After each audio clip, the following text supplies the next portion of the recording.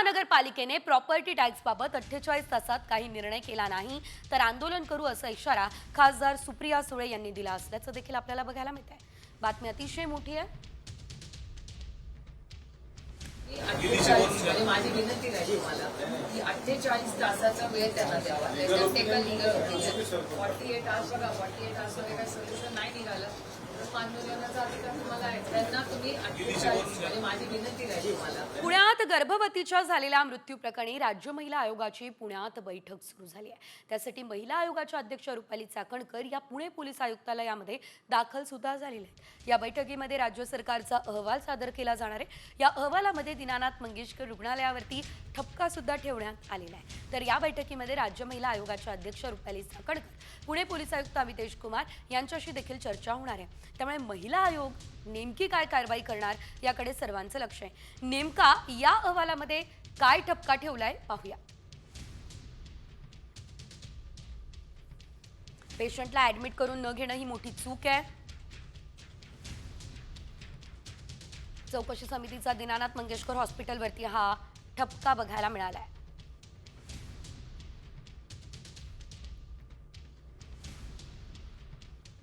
समितीच्या अध्यक्षांकडून अहवाल मागवलाय। सविस्तर अहवाल तयार करण्याचे समितीचे काम सुरू आहे।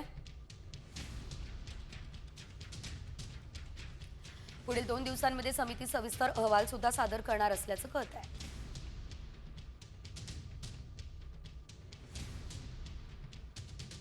रुग्णाशी संबंधित सर्व कागदपत्र, वैद्यकीय तपासण्यांचे अहवाल याचा समिती अभ्यास सुद्धा करणार आहे।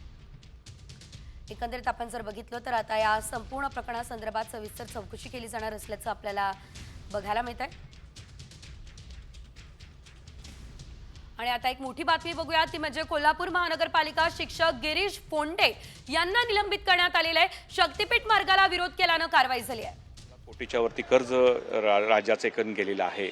शिक्षकांना द्यायला पगार नाही आहेत, अनेक कंत्राटदार शिक्षक काम करत आहेत, अनेक शेतकऱ्यांना कर्जमाफी द्यायला यांना पैसे नाही आहेत। असं असताना या शक्तीपीठ महामार्गाची गरज नाही आहे असं आंदोलन मागच्या ऑक्टोबरपर्यंत, नोव्हेंबरपर्यंत चालू होतं। आणि या आंदोलनामध्ये जेव्हा मुख्यमंत्री एकनाथ शिंदे होते तेव्हा मी एक शिक्षक म्हणून माझं कर्तव्य, कारण मी फक्त शेतकऱ्यांसाठी काम करत नाही आहे, मी विद्यार्थी पालकांसाठी काम करतो, मी पर्यावरणाच्या बद्दल प्रबोधनाचं काम करतो, पश्चिम घाट वाचवण्यासाठीच आमची संस्था आहे, मी दारूबंदीचं काम करतो। 50 गावामध्ये, कोल्हापूर आणि आसपासच्या गावांमध्ये मी दारूबंदी केलेली आहे, त्याचं राज्य निमंत्रक म्हणून काम करतोय। अनेक सामाजिक प्रश्न, अंधश्रद्धा निर्मूलन समितीचं मी डॉक्टर नरेंद्र दाभोळकरांच्यावर वैज्ञानिक प्रबोधनाचं काम केलं आणि हे सगळं शिक्षण क्षेत्राच्या माध्यमातून आम्ही केलेलं आहे। आणि जागतिक लेवलपर्यंत केलं आहे की 22-25 देशांचे मी दौरे केलेले आहेत। यासाठी अनेक देशातले शिक्षण मंत्री, त्यांचे पंतप्रधान यांना भेटून इंटरॅक्शन याच्याबद्दलचं केलेलं आहे। असं असताना आम्हाला असं वाटलं की कारण माझ्या नातेवाईकांची, आमच्या सगळ्या आसपासच्या गावांची, जिथं मी दारूबंदी केली त्या गावातल्या लोकांची इथं शेती या महामार्गामध्ये जाणार आहेत। अनेक शेतकरी जे आहेत हे आता त्या भूमिहीन होतील। आणि तर या संदर्भातले अपडेट पुढे देखील घेत राहू। याशिवाय पुढे काही राज्यभरातल्या बातम्यांचा आढावा घ्यायचा आहे, तोही वेगवान स्वरूपात। प्रशांत कोरटकरच्या जामीन अर्जावरती आता आज जिल्हा सत्र न्यायालयामध्ये सुनावणी होणार असल्याचं बघायला मिळतंय। त्यामुळे एकंदरीत कोरटकरला बेल मिळणार की जेलमधील मुक्काम वाढणार याकडे सर्वांचं लक्ष लागलंय।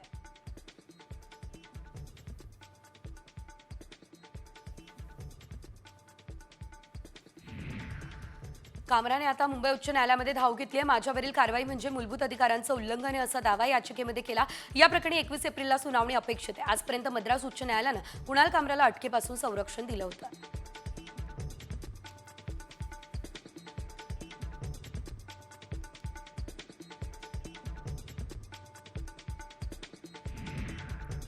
काँक्रिटीकरण आणि नालेज व्हायची कामं सुरू झाली आहे। ही कामं 30 एप्रिलपर्यंत पूर्ण करण्याचे आदेश मुंबई महापालिकेचे आयुक्त भूषण गगराणींनी दिले।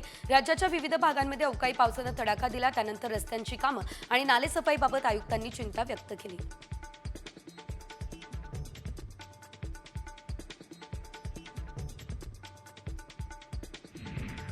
सरकारी कामात बनवाबनवीचा एक प्रकार समोर आलाय। रस्त्यांच्या सरकारी कामात कशा प्रकारे झोल करून कंत्राटदार कसे भ्रष्टाचार करतात याचा हा व्हिडिओ आहे। सध्या हा व्हिडिओ जोरदार व्हायरल झालाय आणि व्हिडिओ कुठला आहे हे मात्र कळू शकलेलं नाही।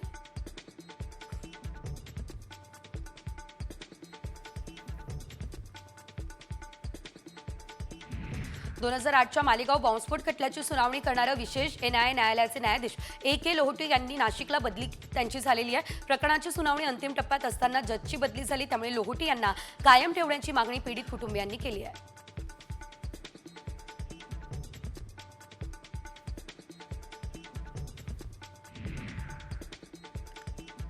मुंबईची ओळख आणि पर्यटकांची पहिली पसंती असलेलं मरीन ड्राईव्ह लवकरच उंचवणार आहे. पावसाळ्यात भरतीवेळी उसळणाऱ्या लाटा आणि त्यामुळे साचणाऱ्या पाण्यानं होणारी गैरसोय हे सर्व काही लक्षात घेता निर्णय घेतला जातोय. यासाठी पालिकेकडून निविदा प्रक्रिया सुरू करून अर्जही करण्यात आलेले आहेत.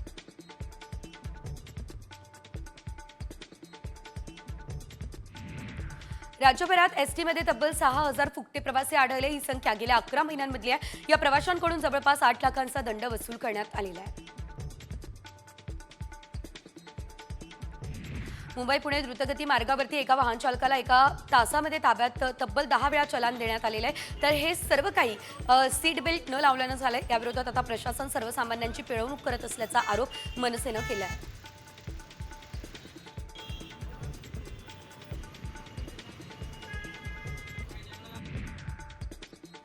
बाईक टॅक्सीवर परिवहन विभागाकडून नियमावलीवरती काम सुरू आहे. ही नियमावली तयार केल्यानंतर बाईक टॅक्सी सुरू केली जाणार आहे. या नियमावली आधी रॅपिडोने बाईक टॅक्सीची राईड सुरू केली, त्यामुळे रॅपिडोवरती गुन्हा दाखल होणार अशी माहिती दिली जाते.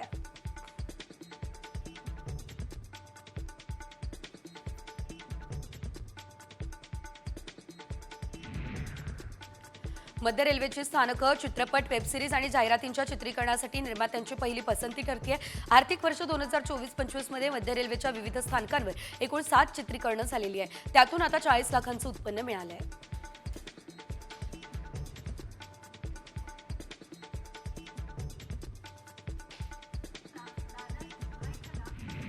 राज्याचा इतिहास मुलांना कळावा यासाठी सरकारने राज्यातील शाळांमध्ये राज्यगीत वाजवण्याची मागणी केलेली आहे. आणि यावेळेस आता शालेय शिक्षण मंत्री दादा भुसे यांनी केंद्र आणि आंतरराष्ट्रीय बोर्डाच्या शाळांमध्ये देखील राज्यगीत सक्ती केलेली आहे. तर या निर्णयाची व्याप्ती वाढते आहे. शालेय शिक्षण विभागानं सर्व माध्यमांच्या आणि सर्व व्यवस्थापनांच्या शाळांमध्ये राज्यगीत वाजायला हवं असे निर्देश दिलेले आहेत.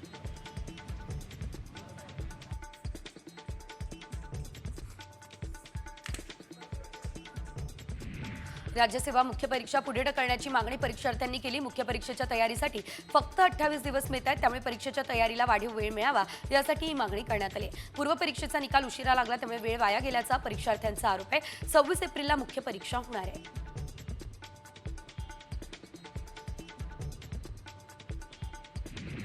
मुंबई पालिकेच्या सायन रुग्णालय आणि वैद्यकीय महाविद्यालयामध्ये बोन मॅरो ट्रान्सप्लांट सेवा अधिक व्यापक होणार आहे. रुग्णालयामध्ये BMT बेड्स वाढवण्यात येणार आहेत, त्यामुळे दर महिन्याला सुमारे 50 अल्पवयीन रुग्णांचे बोन मॅरो ट्रान्सप्लांट करणं शक्य आहे. नोव्हेंबर 2025 पर्यंत हे काम पूर्ण होईल.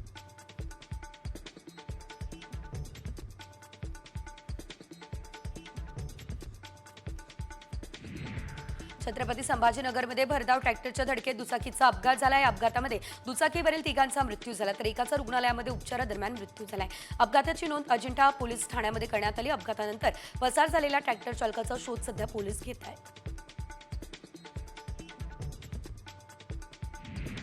मुंबई वाहतूक पोलिसांनी शहरातील तळीराम चालकांभोवती कारवाईचा फास आवायला अधिकाधिक तळीराम चालक हाती लागावेत या उद्देशाने वाहतूक पोलिसांनी नाकाबंदी कारवाया वाढवल्या. हाती लागलेल्या चालकांचा परवाना आणि वाहन जप्त करण्याची सुरुवात देखील करण्यात आली आहे.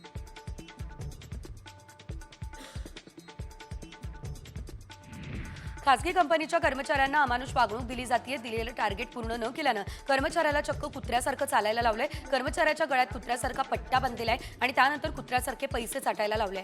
वाटेतून कुत्र्यासारखं पाणी पाजलंय, तर दुसऱ्या एका कर्मचाऱ्याला चक्क पॅन्ट काढायला लावली आहे. ही धक्कादायक घटना केरळच्या कोचीमध्ये घडली आहे. रस्त्याचं खोदकाम सुरू असताना महानगर गॅस पाईपलाईन फुटली. अंधेरी पश्चिमेकडील 7 बंगला या परिसरामध्ये JCBच्या धक्क्यानं ही गॅसची पाईपलाईन फुटली. त्यामुळे मोठ्या प्रमाणावरती गॅस गळती सुरू झाली. कंत्राटदाराच्या हलगर्जीपणामुळे गॅस पाईपलाईन फुटल्याचा स्थानिक नागरिकांचा आरोप आहे. गॅस कर्मचाऱ्यांनी घटनास्थळावर जाऊन गॅस पुरवठा खंडित केला आहे.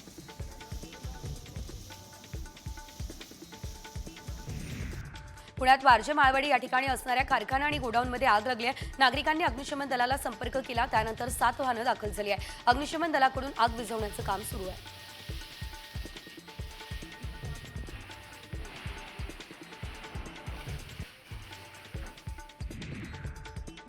यंदाच्या IPL मोसमात मुंबई इंडियन्सला अद्यापही सूर गवसलेला नाही. पहिल्या 4 सामन्यांमधून फक्त एकाच लढतीमध्ये त्यांना विजय मिळवता आलाय. 3 लढतींमध्ये त्यांचा पराभव झालेला आहे. याच पार्श्वभूमीवर हार्दिक पांड्याच्या नेतृत्वामध्ये मुंबईचा संघ आज रॉयल चॅलेंजर्स बंगळुरू सोबत सामना करणार आहे.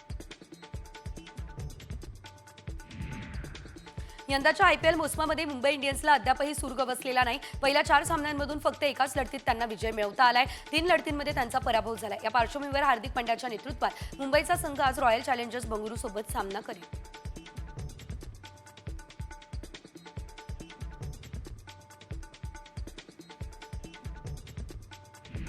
मुंबई इंडियन्सला 4था-5वा सामना रॉयल चॅलेंजर्स बंगळुरू विरुद्ध घरच्या मैदानामध्ये वानखेडे स्टेडियमवर खेळायचा आहे. या सामन्यापूर्वी मुंबई इंडियन्सला मोठा दिलासा मात्र मिळाला. त्यांचा प्रमुख गोलंदाज जसप्रीत बुमराह संघामध्ये परतला. बुमराह गेली 3 महिने क्रिकेटपासून पाठीच्या दुखापतीमुळे दूर होता, पण आता तो पूर्ण फिट आहे आणि खेळण्यासाठी सज्ज झालाय.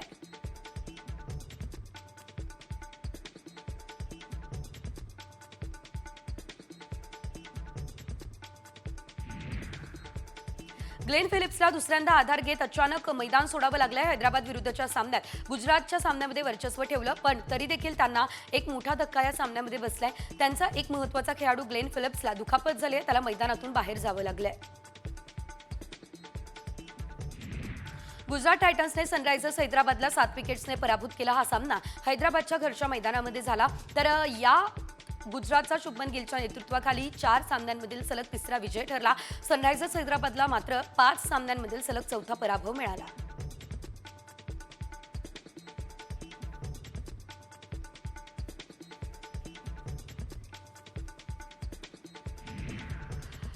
ज्याची भीती होती तेच झालेलं आहे. शेअर बाजारात व्यवहार सुरू होताच सेन्सेक्स आणि निफ्टी कोसळलाय. सेन्सेक्स उघडताच 3000 अंकांनी घसरलाय, तर निफ्टी सुद्धा 1000 अंकांनी घसरला. प्री ओपन मार्केटमध्ये दोन्ही शेअर्समध्ये सुमारे 5% मोठ्या घसरणीसह व्यवहार होताना दिसलाय. त्यानंतर जेव्हा बाजार उघडलाय तेव्हा मुंबई शेअर बाजाराचा 30 शेअर्सचा सेन्सेक्स 3000 पेक्षा जास्त अंकांच्या घसरणीसह उघडलाय. दुसरीकडे राष्ट्रीय शेअर बाजाराचा निफ्टी 1000 पेक्षा जास्त अंकांच्या घसरणीसह व्यवहार करतोय. त्यामुळे गुंतवणूकदारांच्या कमाईची राख रांगोळी झाली आहे. कोट्यवधी रुपयांचा चुराडा आज मार्केटमध्ये झालाय. तर जगभरातले शेअर बाजार कोसळले, त्यामुळे आता मंदीची भीती आहे. भारतीय आणि अमेरिकन बाजारात मंदीची शक्यता आहे. 60% वाढल्याचं अहवालात सांगितलं जात आहे. तर ट्रम्प यांनी जगभरातील शेअर बाजाराला हादरा दिलाय. पुढचा मोठा धोका मंदीचा आहे. लोक त्यांच्या नोकऱ्या गमावू शकतात, कंपन्या आणि व्यवसाय बंद होऊ शकतात. शेअर बाजार घसरल्यानं नेमका काय परिणाम होऊ शकतो तेही बघूया. शेअर बाजार घसरल्यानं आपण जर बघितलं तर गुंतवणूकदारांचे लाखो कोटी स्वाहा. अर्थव्यवस्था मंदीमध्ये जाण्याची देखील भीती आहे. जगभरात महागाई देखील वाढण्याची भीती सध्या व्यक्त केली जाते. कंपन्या दिवाळखोरीमध्ये जाण्याची देखील भीती आहे. नोकऱ्या कमी होतील, पगारवाढ सुद्धा होणार नाही आहे.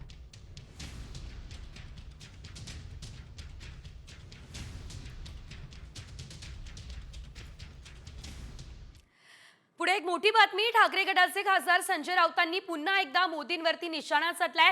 ट्रम्पला जाब विचारण्यासाठी अमेरिकेची जनता रस्त्यावर आलेली आहे. अमेरिकेप्रमाणे भारतीय जनतेच्या भावनांचा देखील स्फोट होईल. त्यामुळे मोदी 2025चा कार्यकाळ पूर्ण करतील का यात शंका आहे. ही टीका संजय राऊत यांनी केली. कोणाला वाटत असतं की अमेरिकेत जे घडलंय ते भारतात घडणार नाही. भारतामध्ये सुद्धा अशा प्रकारचाच स्फोट होण्याची भीती मी वारंवार व्यक्त केलेली आहे आणि ते होणार. हा देश विकला जातो म्हणून मी वारंवार म्हणतोय की नरेंद्र मोदी 2025चा काळ पूर्ण करतील का, मला शंका वाटते. यानंतर पुढची बातमी लातूरमधून आहे. लातूर महानगरपालिकेचे आयुक्त बाबासाहेब मनोहर यांना पुढील उपचारासाठी मुंबईमध्ये एअरलिफ्ट करण्यात आलंय. त्यांच्यावर मुंबईमधल्या कोकिलाबेन या रुग्णालयामध्ये उपचार केले जातील. विशेष म्हणजे ग्रीन कॉरिडॉर देखील घेण्यात येणार आहे. लातूरच्या आयुक्तांनी डोक्यात गोळी झाडून आत्महत्येचा प्रयत्न केलेला. त्याचं कारण अस्पष्ट आहे. मात्र तपास करण्यासाठी 3 पोलिसांचं पथक नेमल्याची माहिती सूत्रांनी दिली.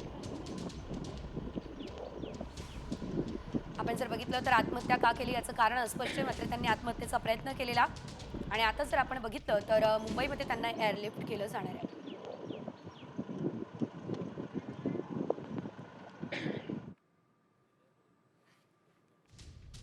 पाहू शकतो आपण त्या दरम्यानची दृश्य आहेत, कशा प्रकारे मुंबईमध्ये त्यांना आणलं जाणार आहे, एअरलिफ्ट केलं जाणार आहे ते देखील आपण बघतोय.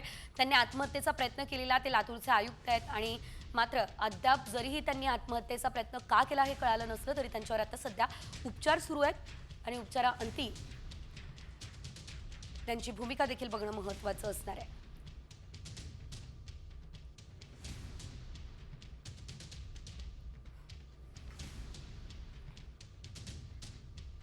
आपण पाहू शकतोय लातूरचे आयुक्त आहेत आणि त्यांना आता एअरलिफ्ट केलं जात आहे. पुढील त्यांचे उपचार जे आहेत ते मुंबईमध्ये त्यांच्यावरती उपचार होणार आहेत आणि त्यासाठी त्यांना आता एअरलिफ्ट करून मुंबईला देखील आणलं जात आहे. त्या दरम्यानची आपण ही दृश्य पाहू शकतोय.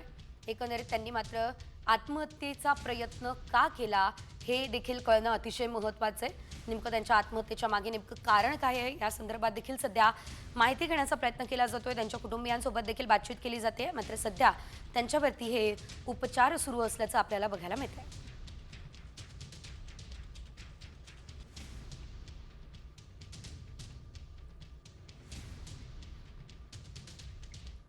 पुढे एक मोठी बातमी. सार्वजनिक बांधकाम विभागाचे अधिकारी सरकारी शुल्कावर डल्ला मारत असल्याचं समोर आलं. बरं, टाइम्स ग्रुपच्या बातमीनुसार सरकारी इमारती, उड्डाणपूल आणि रस्त्यांच्या कामांमधून मिळणाऱ्या शुल्काची निम्मी रक्कम अधिकारी स्वतःच्या खिशात टाकतायत आणि या अधिकाऱ्यांनी सुमारे 12.5 कोटी रुपये आपसात वाटून घेतले असं समोर आलंय.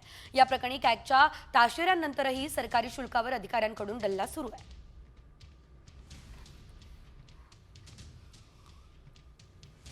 सरकारी इमारती, उड्डाणपूल, रस्त्यांबाबतची कामं, रेखाचित्र, अंदाजपत्रक तपासणं, तांत्रिक मान्यता देण्यासाठी शुल्क आकारणी,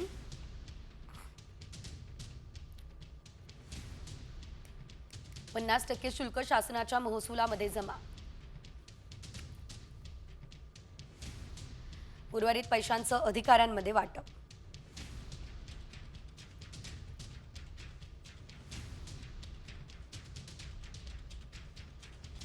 $12.50 कोटी अधिकाऱ्यांनी ते पैसे वाटून घेतले.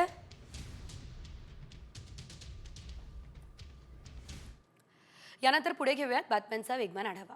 चेंबूर येथील नारायणराव आचार्य विद्यानिकेतन शाळेतील RSPच्या विद्यार्थ्यांचं 1 दिवसीय श्रमदान आणि संस्कार शिबिर आयोजित करण्यात आलं. 2 सत्रांमध्ये हे शिबिर संपन्न झालेलं आहे. देशाचे नुकसान या विषयावरती आयोजित केलेल्या चर्चासत्रामध्ये मुख्याध्यापक आणि सर्व शिक्षकांनी विद्यार्थ्यांना जागृतही केलंय. या उपक्रमादरम्यान विद्यार्थ्यांनी देखील अनेक नवीन बाबींचा अनुभव घेतला असल्याचं बघायला मिळालं.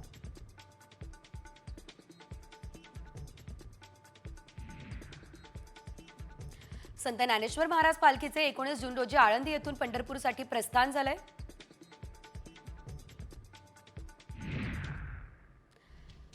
या क्षणाची एक मोठी बातमी आपण बघूया, ती म्हणजे संत ज्ञानेश्वर महाराज पालखीचं 19 जून रोजी आळंदी येथून पंढरपूरसाठी प्रस्थान झालंय. संत तुकाराम महाराज पालखी सोहळा ही 18 जून रोजी पंढरपूरकडे प्रस्थान ठेवणार आहे. महाराष्ट्राचा सांस्कृतिक आणि आध्यात्मिक सोहळा असणाऱ्या आषाढी यात्रेची तयारी आता सुरू झाली आहे. आषाढी यात्रेसाठी संत ज्ञानेश्वर महाराजांच्या पालखीचं प्रस्थान झालंय. 19 जून रोजी तर संत तुकाराम महाराजांच्या पालखीचं प्रस्थान 18 जून रोजी पंढरपूरला होईल. तर मुक्काम 17 ठिकाणी करत माऊलीचा पालखी सोहळा पंढरपूरला जाऊन पोहोचणार आहे. 6 जुलै रोजी पंढरपूरमध्ये आषाढीचा सोहळा रंगेल. आषाढीची तयारी चैत्रवारीपासून केली जाते, तर प्रस्थानाच्या तारखांची निश्चिती होते. याबाबत संत ज्ञानेश्वर महाराज पालखी सोहळ्याचे वास्तर फडाचे प्रमुख राणा महाराज वास्तर यांनी ही माहिती दिली.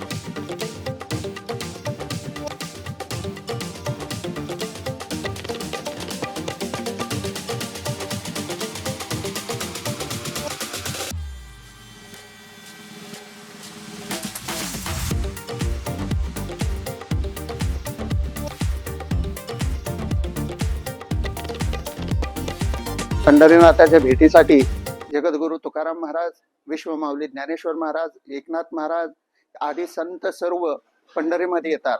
त्यानिमित्तानं दिनांक 19 जून रोजी विश्वमाऊली ज्ञानेश्वर महाराजांच्या पालखीचं प्रस्थान आळंदीतून होतंय.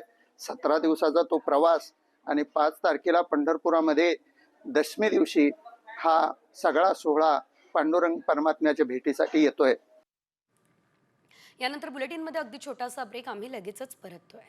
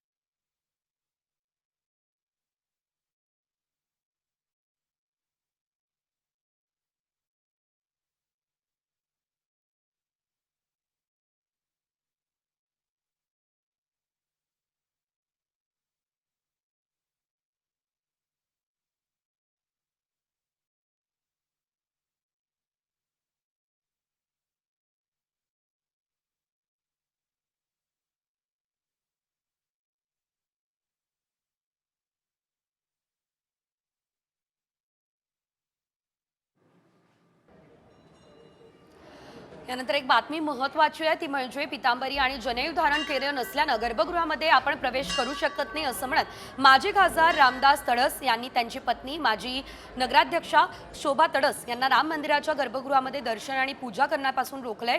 वर्ध्याच्या देवळी या ठिकाणच्या राम मंदिरामध्ये हा प्रकार घडलाय, त्यामुळे रामदास तडस आणि त्यांच्या पत्नीला गर्भगृहाच्या बाहेरूनच पूजा करावी लागली असा आरोप तडस यांनी केलाय। याचा पाठपुरावा आम्ही असाच राहील की बा याची फेर चौकशी करावी।